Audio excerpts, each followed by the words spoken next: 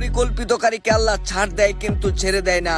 প্রকাশ্য দিবালোকে একটা ঘরের ভিতর ডাকাতি করতে এসে হাতে নাতে ধরা পড়েন এক যুবক। বিষয়টা একটু ভালোভাবে খেয়াল করে দেখুন। যেখানে দেখা গেছে একটা খালি ঘরে ঢুকে পড়েছেন, আর পরক্ষণে যখন মানুষের ইশারা পেয়েছেন তখনই সুপার নিচে গিয়ে লুকিয়ে গিয়েছেন।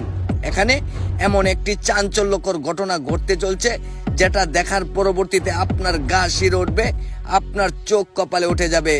যেখানে দেখা গেছে স্বামী স্ত্রী দুজনই রাতের খাবার খেয়ে বিছানায় এসেছেন শোয়ার জন্য, আর পরক্ষণে স্বামী স্ত্রীর সাথে এমন একটা চাঞ্চল্যকর ঘটনা ঘটে যায়, সেটা দেখার জন্য একেবারে প্রস্তুত ছিলাম না। তাই ধৈর্য সহকারে পুরো সিসি ক্যামেরা ফুটেজটা দেখুন, তাহলে বুঝতে পারবেন এখানে মূলত কি ঘটছে কি ঘটবে। বিষয়টা একটু ভালোভাবে খেয়াল করে দেখুন। যেখানে দেখা গেছে সুবার নিচে একজন যুবক লুকিয়ে গিয়েছেন। কথায় আছে, গাছ গুনে গুড়া বাপ গুনে বেড়া, দুধু গুনে ঘি মা গুনে জি। তেমনি এক চাঞ্চল্যকর ঘটনা এখানে ঘটে গেছে।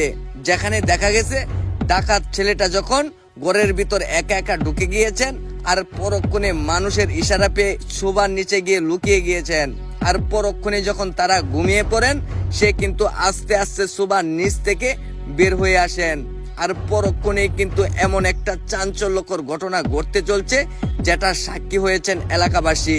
তাই ধৈর্য সহকারে পুরো সিসি ক্যামেরা ফুটেজটা দেখুন, তাহলে বুঝতে পারবেন এখানে মূলত কি ঘটছে।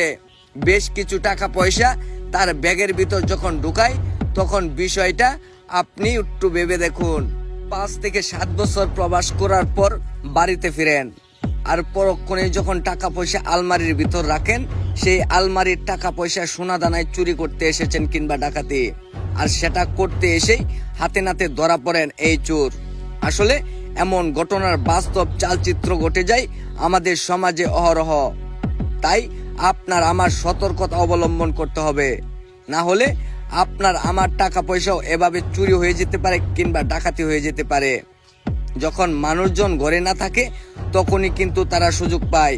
আপনি যখন রাতের বেলা ঘর থেকে বের হবেন, অবশ্যই আপনার দরজা জানালা ভালোভাবে লক করে তারপরে বের হন, না হলে আপনার জিনিসপত্র আসবাবপত্র এভাবে ডাকাতি হয়ে যেতে পারে।